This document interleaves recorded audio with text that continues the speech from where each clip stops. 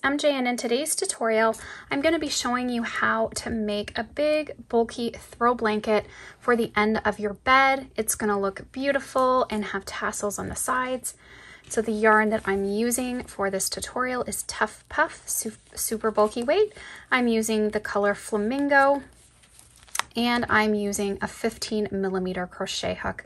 So a 15 or 16mm hook will work fine for this pattern, and you can find all the links plus the free pattern in the description box. There's also a matching throw pillow that is worked in the same stitch. I'll be using herringbone single crochet for this pattern. It is such a beautiful stitch. I know you're gonna love it. So for the blanket, you're gonna wanna chain out 115 stitches. 115 chains. You wanna make sure that they're not too tight or not too loose. Loose enough that you can work into them, but not so that they look messy. So just try and keep them nice and even as you go. So now to demonstrate the stitch, I won't chain out the total amount. I will just do a smaller swatch to demonstrate how to do the stitch. So once you have your 115 stitches, what you're going to do is turn your work so that you can see the back humps. Now what you're going to do is work a single crochet in the second chain. So 1, 2, turn, find that hump. So work your single crochet. And then to work your herringbone single crochet in the next stitch, you're going to go through this bar that you see here from the stitch and go into the next bump. Make sure you pull all those 3 loops up so that they're equal in height and pull through. You want to keep these stitches rather loose so that you can work into them. So now you can see 1, 2, 3 loops, the very last one here. That bar is what we're working into. And then the back hump of the next chain. Pull all 3 up, yarn over, and pull through.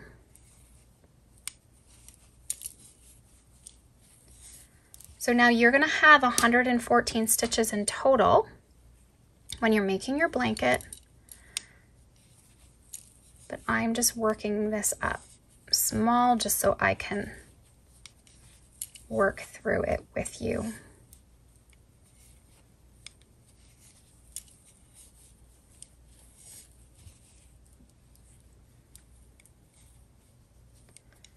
So you just continue in this manner all the way along your chain.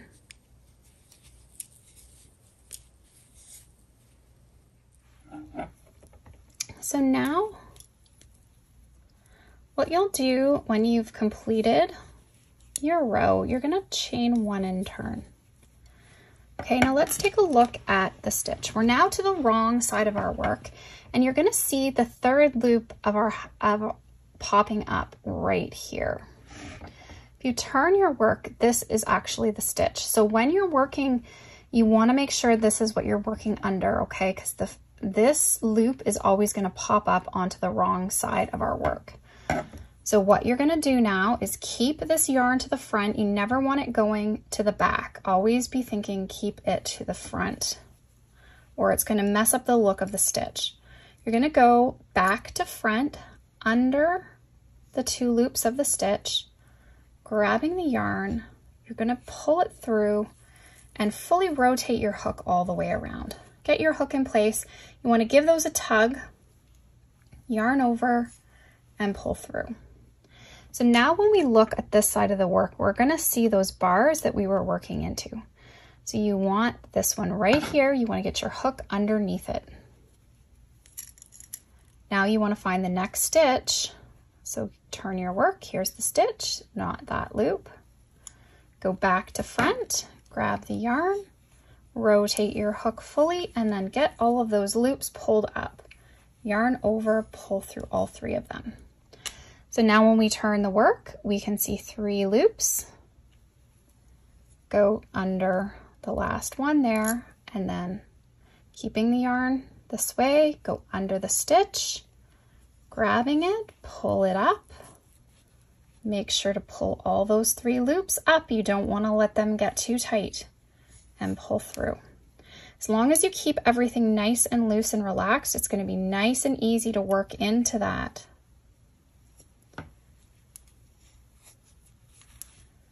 Okay.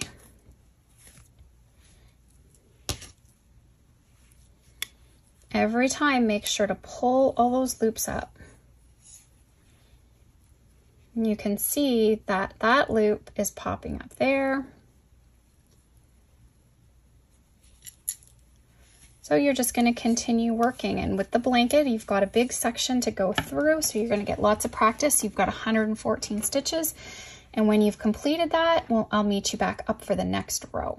Okay, so we can chain 1 and turn, and we're back to the right side of our work. So now what we're going to do is, again, take a look at the stitch. So here is the stitch. Here's that other loop that's popping up. We're going to be going under the stitch here. So work a single crochet, go through that last bar and under the next stitch, pull them up and pull through. So this is the much easier row. It's going to work up a lot quicker. Just make sure that you're always pulling all 3 loops up to the same height, yarn over, pulling through, and that's just going to make it easy to work into that loop.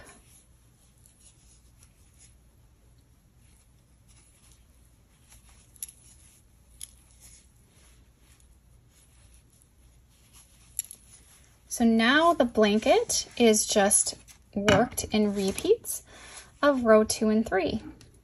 So you can make your blanket now. The 114 stitches is what is the length that's going to go across your bed. It's going to lay right across. It's going to give it that luxurious look that you see in magazines.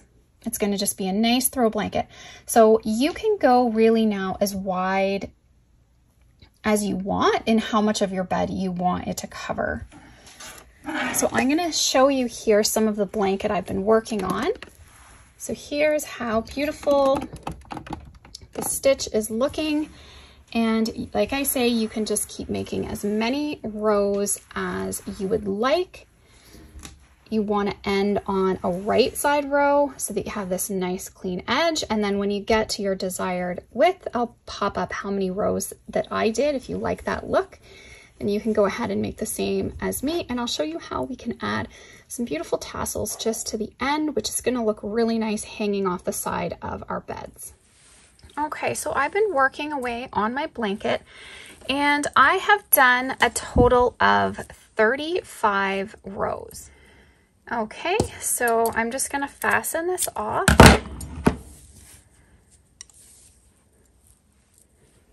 And you can use a large yarn needle just for weaving in that end. So the blanket's going to be a total of approximately 30 by 68 inches. I've used 19 balls for the blanket with some left over. So 20 balls will get you the blanket plus some tassels that you can add along the side. Now the tassels are optional, so you don't need to add them. But if you'd like to add some tassels along the side, I'll pop up the video and how you can make them. And then that way they'll match the pillow that I also have with the tassels. So you can add some tassels along there. I'm just going to weave this in. So this blanket does use a fair amount of yarn. It's really heavy. It's perfect for the bottom of your bed, nice throw, and also you can layer this around the bottom of your tree skirt too, which looks really good and is really sort of a modern look right now to add these big chunky throws to the bottom of your tree. So that's another option. Now, if you find that yarn is a little expensive with how many balls we're using, you could always just combine 3 strands of worsted weight and get this similar, still this similar really chunky look. You just won't have this wool roving look. This yarn, I think it runs around $4 something, maybe $4 or $5 a ball. So it is a little bit of investment, but like I say, you could substitute. You could use Bernat blanket yarn. You could use worsted weight yarn combined. Even 2 strands would probably be okay. If you run really thick like this, I would use 3. So there are other options that you could use that are a little bit more affordable. This is really a luxurious look. So if you're willing to make that investment for your bedroom decor, then go right ahead, but feel free to use other alternatives if you need to keep it within your budget. These little ones that I'm making here, I'm doing 9-inch strands. I'm just going to take my measuring tape, and I want 9 inches, and I want 10 strands per tassel. So there's 3, 4, 5, 6, 7, 8, 9,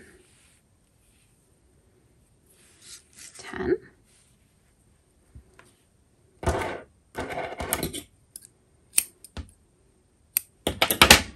I'm gonna do 1 more. And I need another one for wrapping.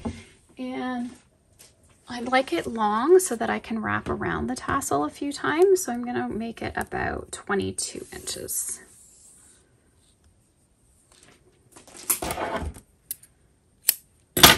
Okay.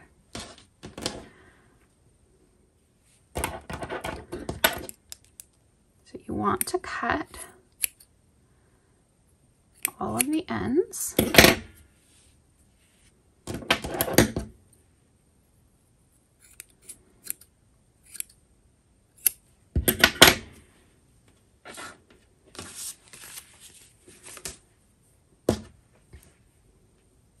You want to tie in the center. So this is what you'll use to tie to the pillow. And it's really easy. You can just tie to the stitches, so wherever you decide you want to put them. So what you do is you tie it, and then you can just weave those tails down through the tassel ball.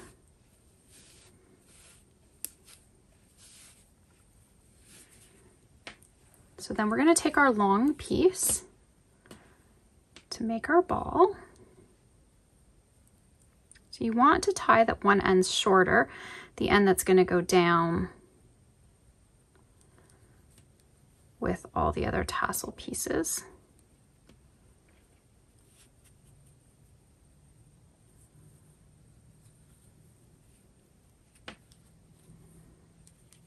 Okay, and then you can just take your longer piece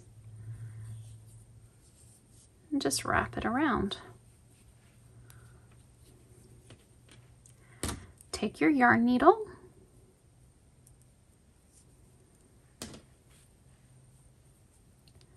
and then just weave that down to secure that.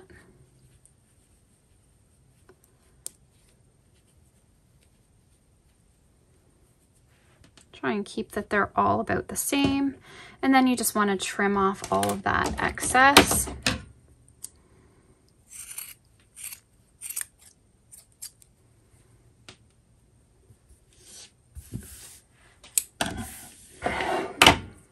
So I'm just going to keep making my tassels off camera, and then I will meet you back up again to show you the finished look. Okay, so I went and added about 8 tassels to one end, so you can do that on both sides. And I just attached them about every 5th stitch. You can just evenly space them. I just knotted this here. What you can do is you can take your tail and just weave it down into the tassel ball, and then that just hides your ends. So thanks so much for watching. I hope you enjoyed this tutorial. If you did, please give it a thumbs up and tap that bell to stay updated on new videos and tutorials. Thanks so much, guys. Have an awesome day.